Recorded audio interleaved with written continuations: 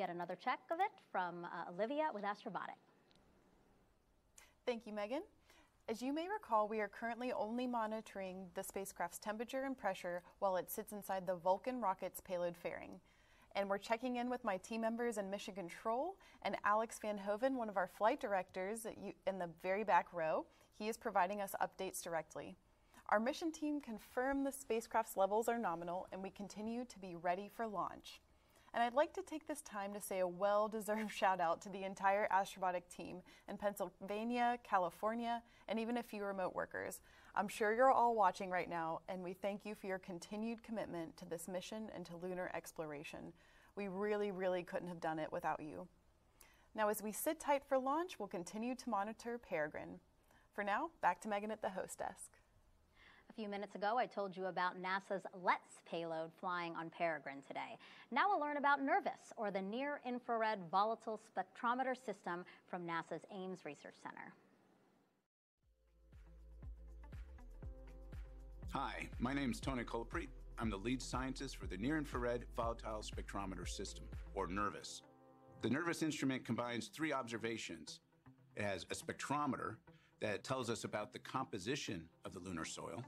It has a high-resolution camera that tells us about the fine-scale structures of that soil. And it has a temperature measurement that tells us the temperature of the lunar regolith. NIRVIS combines all these three measurements to help us better understand the compounds that are on the surface of the moon. Particular compounds we're interested in are volatiles. A lunar volatile is a compound that is very sensitive to temperature. At low temperatures, it's solid. At high temperatures, it's a vapor. Water is a good example of a lunar volatile. We believe water is manufactured in sunlit regions of the moon, either through solar wind or through micrometeoroid impacts, and then migrates to the poles of the moon where it's captured into dark, permanently shadowed craters. If there is water at the poles of the moon in substantial quantities, that might be of incredible importance and use to human exploration going forward. Now, we still have 3 more NASA payloads to tell you about flying on NASA's first commercial Lunar Payload Services launch. But now we want to turn the broadcast over to ULA. Amanda Sterling will walk us through the rest of the Vulcan rocket's inaugural flight through launch and ascent. And then Olivia and I will be back around 15 minutes after liftoff to continue monitoring Peregrine. ULA will join us in just a few seconds.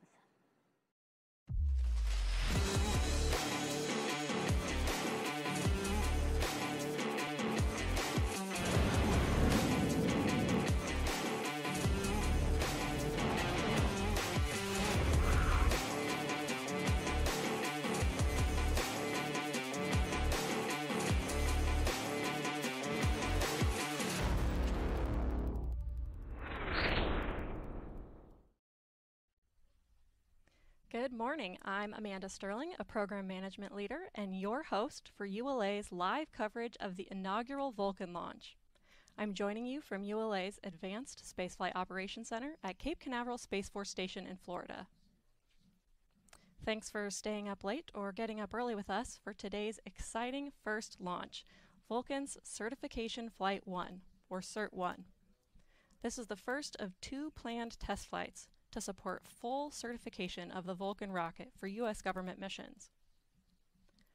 On board the Vulcan rocket today is Astrobotic's Peregrine commercial lunar lander on a mission to intercept the moon, and the Celestis Memorial Spaceflight Payload Enterprise. Commercial market. So we're very excited about the future. Go Vulcan, go Centaur, go CERT-1. By ULA President and CEO Tori Bruno. Tori, thank you so much for joining us on this monumental day. A full-service lunar company. It starts with our terrestrial testing and development services that can build and test propulsion systems on Earth, to the sensors that make precision landing possible, to our rovers that will deploy down on the surface of the moon. The big thing that we're known for is our 2 lunar missions to go to the surface of the moon. Our first one is about to launch, and our second one flies in 2024. The Peregrine mission is important because it's among the first commercial missions to return to the surface of the moon. This is the dawn of a new era of affordable, routine, regular access to the surface. Peregrine's development was a years-long process that included many people, like engineers, welders, and technicians, who designed and built the spacecraft. To be on the pad today with our spacecraft strapped to a giant 200-foot tall launch vehicle, it's a little surreal. It's a moment I've been dreaming about, and this first mission is just our first step to make space accessible to the world, and it certainly will not be our last. This Enterprise flight carries capsules containing cremated remains, DNA samples, and greetings from Celestis' clients worldwide. The capsules are integrated into 2 carriers that are mounted to the forward adapter on ULA's Centaur upper stage. The carriers will remain affixed to ULA's Centaur as it travels into a heliocentric orbit around the Sun, where it will remain for eternity. The Enterprise flight is Celestis' first deep space mission. At the base of the rocket is the Vulcan booster, powered by twin BE-4 engines. For additional thrust at liftoff, solid rocket boosters, or SRBs, are attached to the rocket. Atop the booster is ULA's ultra-thin stainless steel Centaur upper stage, powered by 2 RL-10C engines. Spacecraft are encapsulated inside a protected 5.4-meter diameter payload fairing. A support van leads the move, followed by the payload van, providing communication with the spacecraft, while the ground van provides support to the rocket. Trackmobiles at the rear power the nearly 3 million-pound convoy, which also includes an environmental control system, providing air conditioning to the payload and rocket, as well as a backup generator. With the rocket on the pad, 2 GEM 63XL solid rocket boosters and twin BE-4 engines produce more than 1.7 million pounds of thrust to lift ULA's Vulcan rocket away from Cape Canaveral's Space Launch Complex 41. Shortly after liftoff, the rocket begins a pitchover to attain the proper flight path while minimizing the dynamic pressure it experiences during flight. Vulcan then reaches Mach 1, the speed of sound. With the ability to add 2, 4, or 6 solid rocket boosters, or SRBs, Vulcan can be precisely configured to take any mission to space, from low Earth orbit to Pluto and beyond. These boosters augment the rocket's total thrust at liftoff, adding approximately 460,000 pounds of thrust per SRB. With their propellant expired approximately 90 seconds into ascent, the SRBs burn out, followed by jettison. Jettison time is variable, occurring between 100 and 150 seconds after liftoff, depending on mission requirements. Vulcan's guidance system then activates to steer towards the precise target in space. First stage flight continues as the rocket crosses the Kármán line, entering space. With the majority of propellant expended as Vulcan fights against the force of gravity, the BE-4 engines shut down, and the booster stage separates. With the rocket now weighing less than 10% of what it did at liftoff, dual RL-10C engines on ULA's Centaur upper stage ignite. Spacecraft are encapsulated inside a 5.4-meter diameter payload fairing, which provides a protective environment during ascent. Following Centaur engine ignition, the payload fairing is jettisoned. With the first burn complete, the Centaur engine shuts down for a coast phase. Centaur flies a short, medium, or long coast, which is determined by launch day. Further into flight, Centaur ignites for a second burn, powering the vehicle into a translunar injection orbit. Following the second main engine cutoff, ULA Centaur places Astrobotic's Peregrine lunar lander into a highly elliptical orbit, more than 220,000 miles above Earth, where it will intercept the Moon. Following delivery of the Peregrine spacecraft, Centaur comes alive for a third and final burn to reach a heliocentric orbit around the Sun. Centaur completes the CERT-1 mission by carrying Celestis' Memorial spaceflight payload into deep space. Known as the Enterprise flight, this mission includes 234 flight capsules containing cremated remains, DNA samples, and messages of greetings from clients worldwide on an endless journey in interplanetary space beyond the Earth-Moon system to orbit the Sun forever. 30. BE-4 start box, go.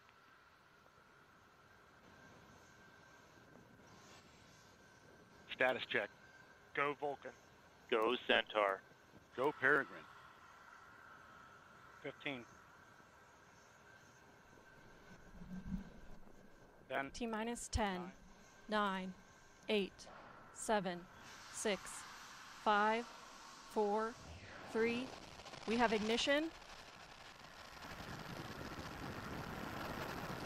And liftoff of the first United Launch Alliance Vulcan rocket, launching a new era in spaceflight to the moon and beyond. Engines operating. 2 good SRBs, hitting peak pressure on the SRBs. Everything looking good.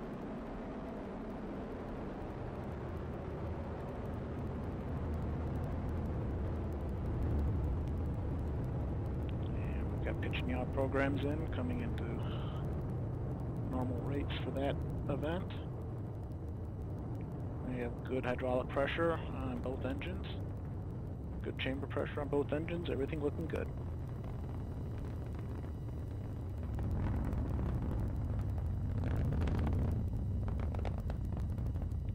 Coming up on 60 seconds into the flight, everything looking good. 2 good engines, 2 good SRBs. Body rates look good, nice and smooth. And we've hit our first throttle point on the BE4s, everything looking good. And we have passed through Mach 1, we are now supersonic, coming up on max Q. That max dynamic pressure, everything looking good. We're rolling off on the SRBs. And we have cutoff on the SRBs, coming up on jettison in approximately 30 seconds.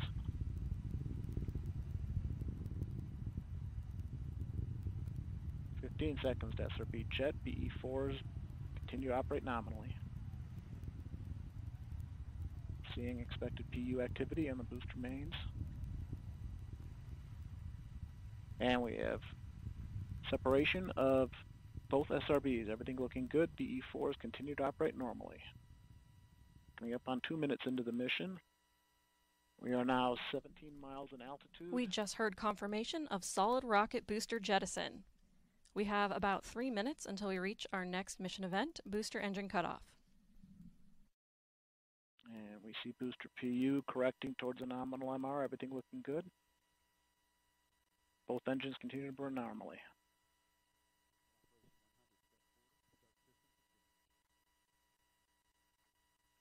And we now weigh approximately half of our liftoff weight, everything looking good.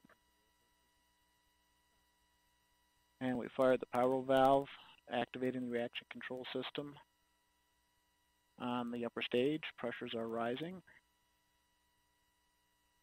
as expected. BE4 continues to operate normally.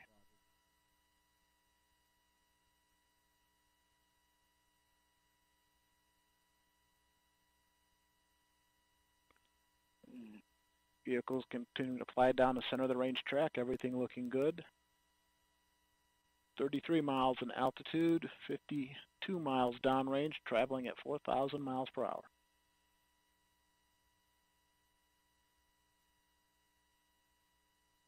Continue to see excellent performance out of the BE4s. Chamber pressure nice and smooth.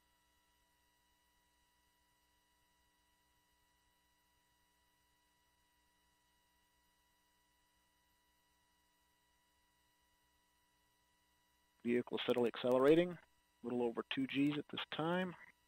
Good body rates. Nice and smooth operation of the booster. 47 miles in altitude, 95 miles downrange at 5,500 miles per hour. Engines continue to burn normally, everything looking good.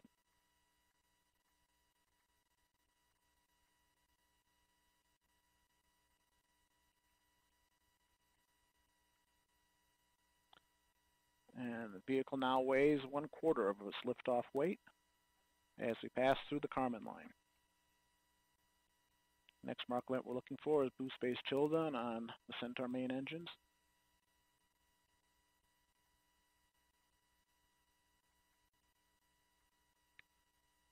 Booster mains continue to operate normally.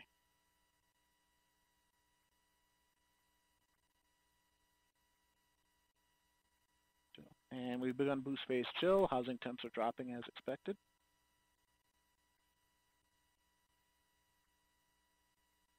Approximately 10 seconds to BECO. Throttle down in preparation for BECO. We've completed boost phase chill down. And we have cutoff. Coming up on Vulcan Centaur separation. We have Vulcan Centaur separation. Everything looking good. Coming up on the Centaur phase.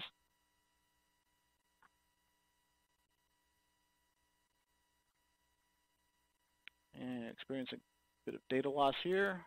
We've recovered the data. It's like Centaur engines are up and running normally, good steady state pressure, and we've just jettisoned the payload fairing. 2 good brake wires.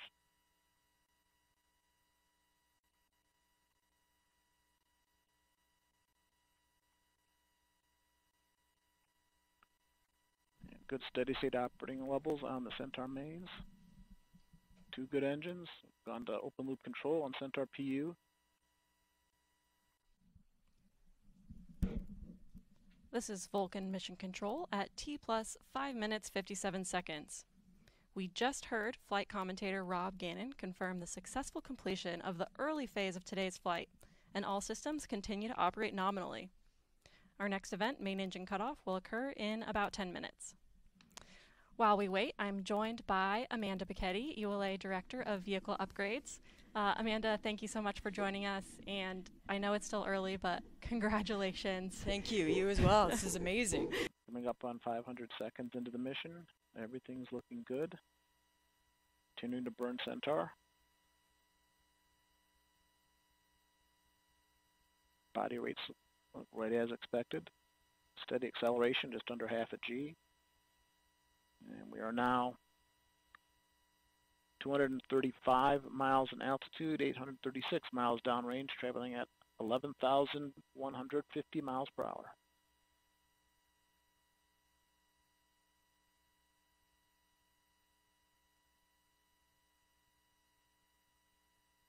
Continue to see nominal performance from Centaur.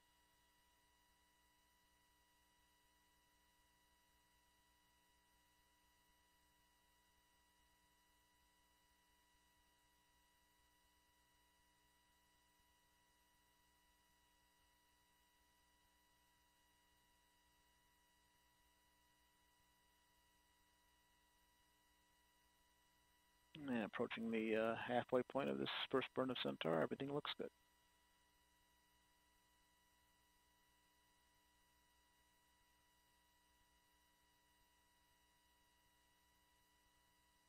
We're now 1,000 miles downrange, traveling at 11,500 miles per hour.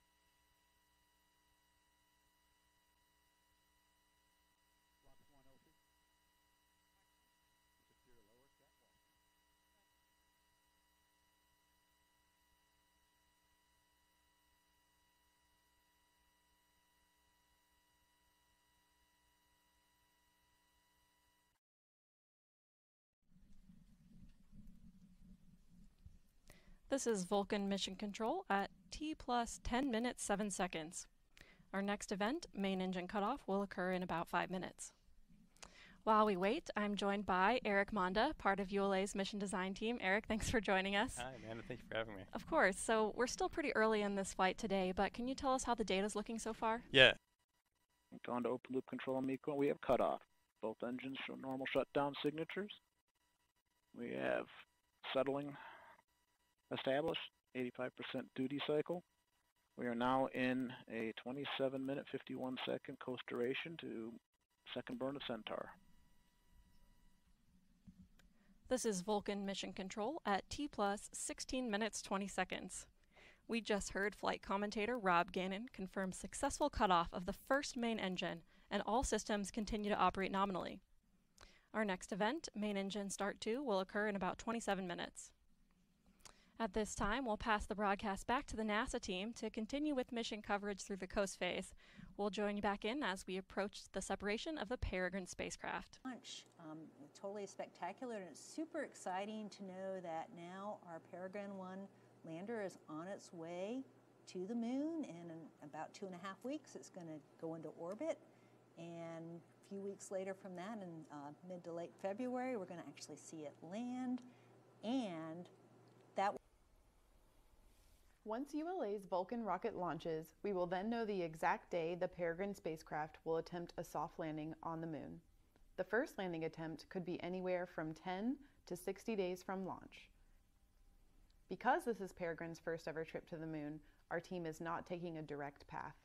Peregrine will first complete one Earth orbit so the team can get critical data on the spacecraft and test maneuvers before executing a very critical milestone, entering lunar orbit. Peregrine will orbit the moon at 3 altitudes. The first orbit will last about 33 hours. Peregrine's second orbit can be up to 35 days. The spacecraft's third and final orbit around the moon will last 48 hours. Next up, Peregrine will attempt a soft landing on the lunar surface autonomously. The team will issue a landing sequence that will command the spacecraft to enter a descent orbit. About 15 kilometers from the lunar surface, an exciting powered descent begins. While we wait for the Peregrine spacecraft to separate from the Vulcan rocket and begin that exciting journey to the moon, I have Astrobotic's founder and Chief Executive Officer, John Thornton.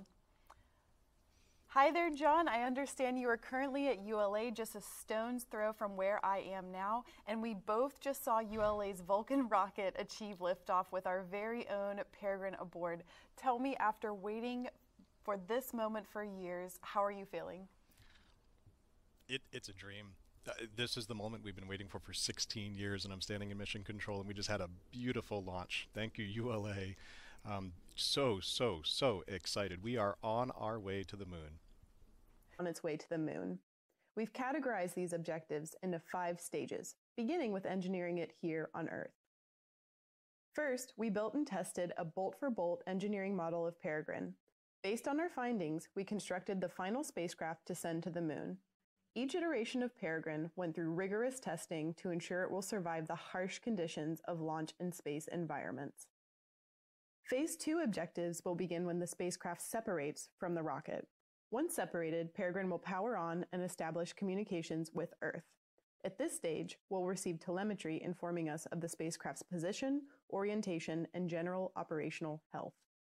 One of the first commands we send to the spacecraft will initiate thrusters to point Peregrine's solar panels at the sun to charge its battery. We are planning for all of these objectives to be completed today. Next, and off-camera, our Phase 3 objectives begin. These objectives include trajectory adjustment maneuvers in space before lunar orbit insertion. After lunar insertion, Peregrine will complete 3 orbits around the moon. Then, the last phase of the mission begins, lunar landing and operations.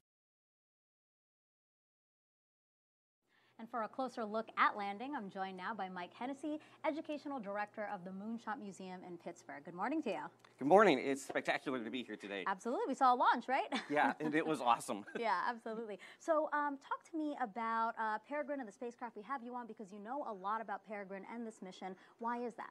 Well, every day I've had a front row seat at Peregrine under construction. I work at the Moonshot Museum, and we share a wall of windows with Astrobotic.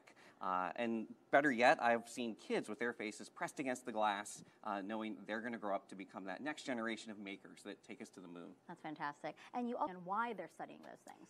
So this early mission for Eclipse, this is our first mission. So our first 2 early missions are mostly carrying small instruments that help us learn more about the environment at the moon.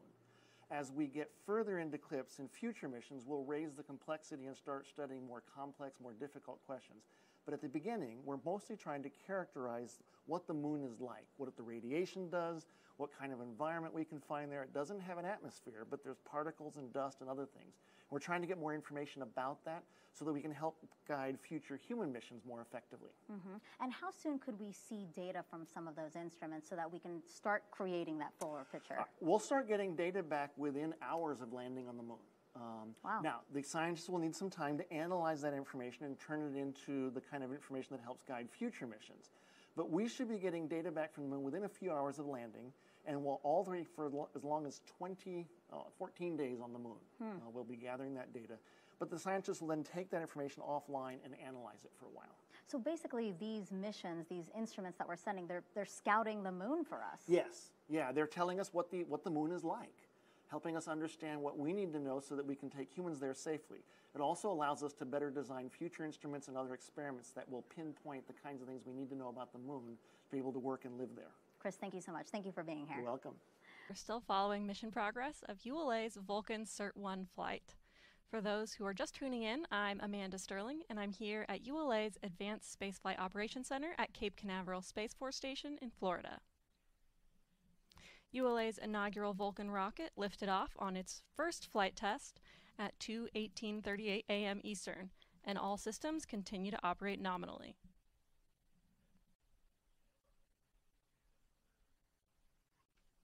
Minute 1 second burn.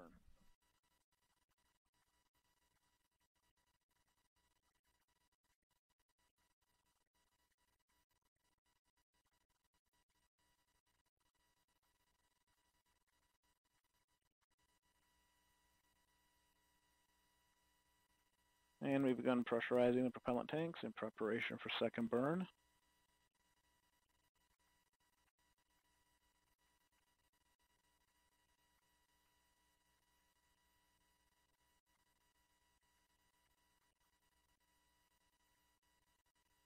Coming up on LH2 pre-start.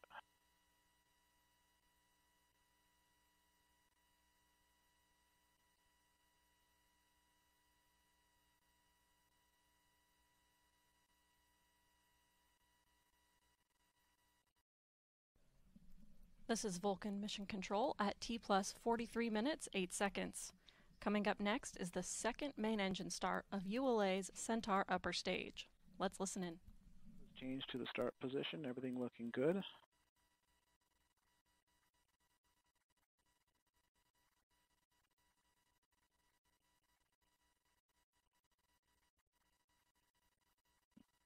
About 15 seconds to mess.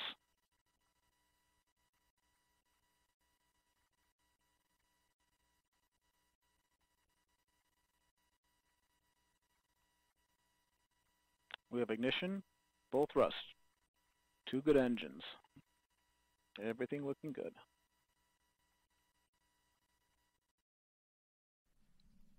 This is Vulcan Mission Control at T plus 43 minutes, 57 seconds. As we approach Peregrine separation, let's learn more about the first spacecraft to launch in NASA's new CLIPS initiative to have American companies send its science experiments to the moon. Astrobotic is a full-service lunar company. It starts with our terrestrial testing and development services that can build propulsion systems and test propulsion systems on Earth, to the sensors that make precision landing possible, to our rovers that will deploy down on the surface of the moon, to one day our power systems that will deploy on the moon and provide sustaining power for the infrastructure on the surface. Astrobotic is in all of those businesses, and we are in the business of making space accessible to the world, and the moon is just the beginning. The big thing that we're known for is our 2 lunar missions to go to the surface of the moon. Our first one is about to launch, and our second one flies in 2024. The Peregrine mission is important because it's among the first commercial missions to return to the surface of the moon. This is the first time as a nation going back since Apollo. It's the first time for 6 nations that could land on the surface of the moon with our mission. This is the dawn of a new era of affordable, routine, regular access to the surface. What that means is our nations and world scientists can access the moon on a routine, regular basis. They don't have to wait for the culmination of their career for one single super mission. They can go back again and again and again. It's the beginnings of learning about the resources on the surface of the moon, and potentially one day turning those resources into something that we can use in space, and maybe one day return back here to Earth. Peregrine's development was a years-long process that included many people, like engineers, welders, and technicians, who designed and built the spacecraft. Landing a spacecraft on the moon is very complex. The team worked long hours to get Peregrine to the launch pad. To be on the pad today with our spacecraft strapped to a giant 200-foot tall launch vehicle ready to blast into the heavens it's a little surreal. It's a moment I've been dreaming about for 16 years. And to see it all on one rocket, it's terrifying and exciting and thrilling all at once. Our Peregrine lunar lander starts its journey to the moon in Florida on a Vulcan launch vehicle. That will blast us into translunar injection, heading us straight out to the moon, where we will enter lunar orbit and start our descent down to the surface. At this point, engines are firing, all eyes are tuned in, and as we soft touch down on the surface of the moon, that marks the beginning of our surface operations and our payloads deploying. As a nation and as a company, as individuals, we all persevere to overcome challenges, and we're going to continue to do that. And this first mission is just our first step, our first attempt to make space accessible to the world, and it certainly will not be our last.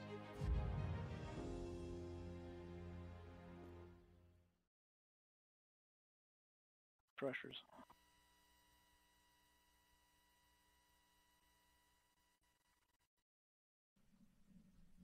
This is Vulcan Mission Control at T plus 47 minutes 8 seconds. We're a few seconds from the second main engine cutoff. Here's Rob Gannon. 30 seconds to nominal MECO.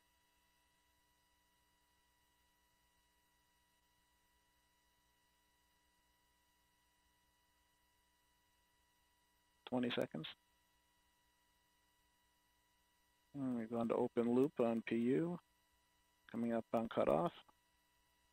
We have cutoff. Everything is looking good. And we are now in a 2-minute 49-second coast phase of spacecraft separation. We've got full settling going after MECO. And we're reorienting to spacecraft SEP attitude.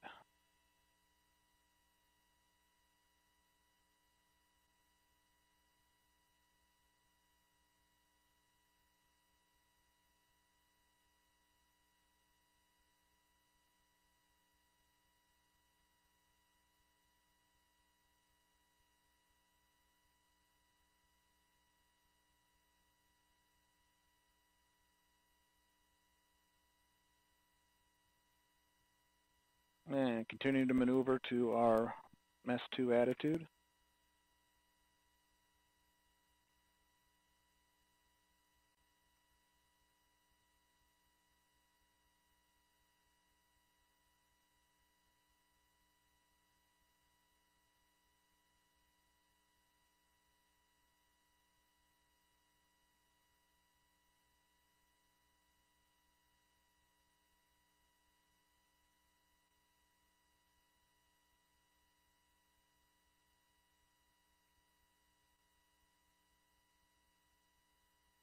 And we're inside a minute and a half to spacecraft separation.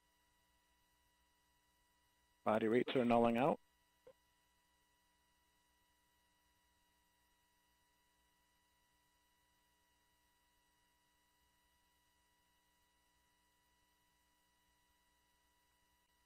And this mission does call for a roll spin for spacecraft separation of 0.5 degree per second. We'll be starting that maneuver shortly.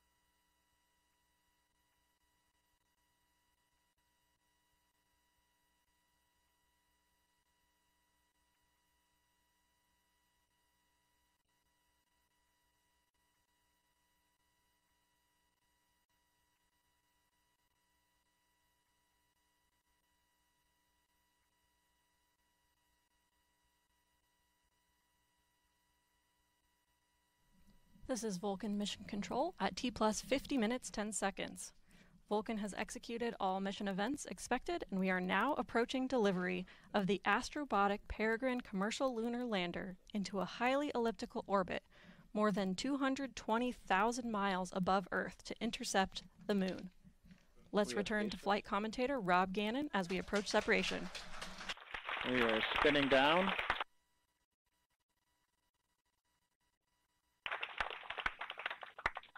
And we are now in a 28-minute coast period to third burn of Centaur.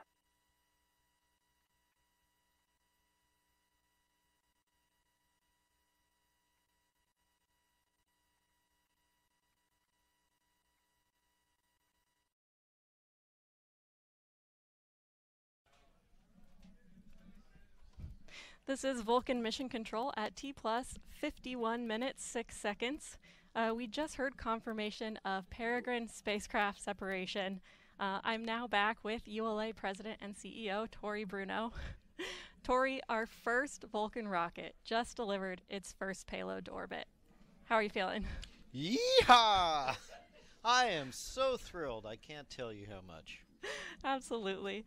And again, we're not completely done with the mission here today. Is there anything else that you want to share with the audience?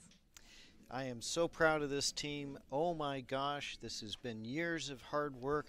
So far, this has been an absolutely beautiful mission back to the moon and off to our next burn, where we will do our final payload deployment to that heliocentric orbit for the memorial.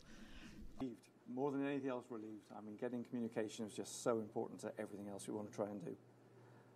So now I can start enjoying the moment, enjoying the excitement of getting into space. Yeah, at least you didn't have to wait long. You know, there was No. a window, right? We got it right at the beginning of the possible Exactly. window. So just a credit to all the great work the team has done to actually get it, to acquire it so fast. Yeah. It's just a brilliant set of machine, brilliant people working on it. So Yeah. very proud. Yeah, what would you say to the team? You know, again, I know that you guys have been working on this for years. What would you say to them as it culminates in this moment right now? Get back to work. No. Not even going to give them a break. Okay, we're hardworking folks at Astrobotic, guys. No. Extremely proud. The team should be extremely proud of themselves. It's been a fast road, a lot of setbacks, a lot of ups, lots of downs.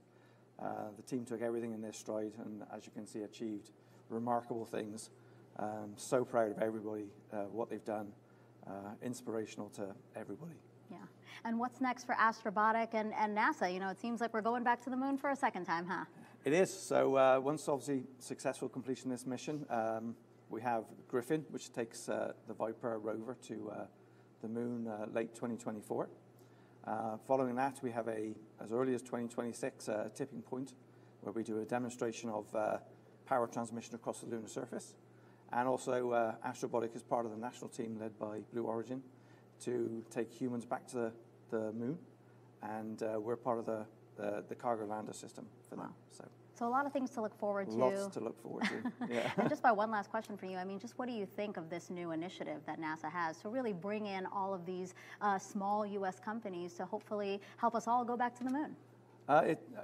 Its initiative is incredibly important. It allowed a small company like Astrobotic to actually deliver a lander to the moon. We'd have never been able to achieve it without that. But the best thing is it's bringing a lot more creative minds, new thinking to the table, and that will help us accelerate the technologies needed to get us back to the moon and have a robust resource and presence on the moon. So the more, it's very important for us to be there, and it's just helping us get there much faster. Andy, thank you so much, and congratulations again. Thank you very much. And that's going to do it for us here at Kennedy Space Center. Thank you for sharing in the excitement of NASA's first CLPS launch. Now on its own, the Peregrine spacecraft will coast for an expected arrival at the moon on February 23rd. And coverage of that landing, one of the first U.S. landings on the moon in over 50 years, that will be broadcast on NASA TV and NASA Plus. For those of you watching on ULA platforms, the ULA version of the simulcast will continue in a few moments as they await another milestone in this inaugural Vulcan flight. Again, thank you so much for joining us. We leave you now with a final look at today's historic launch.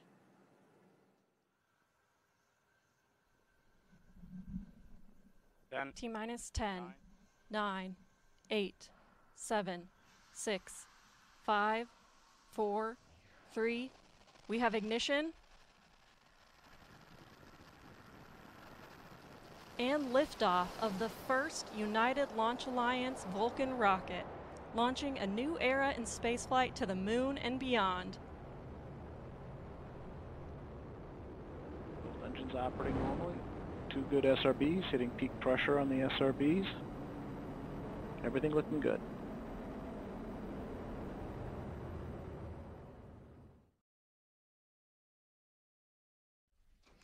Thanks again, Megan, and thank you to everyone who's still following our mission progress of ULA's Vulcan Cert-1 flight.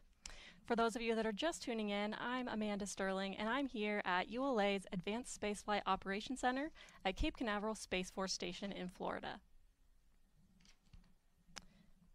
ULA's Vulcan Cert-1 mission lifted off on its inaugural flight at 2:18:38 a.m. this morning, and all systems continue to operate nominally. Our next mission event is the 3rd main engine burn, which will carry the Celestis Memorial spaceflight payload to deep space. While we wait, let's learn more about this special payload. One of the most incredible commemorative memorials in human history had its origin in a promise.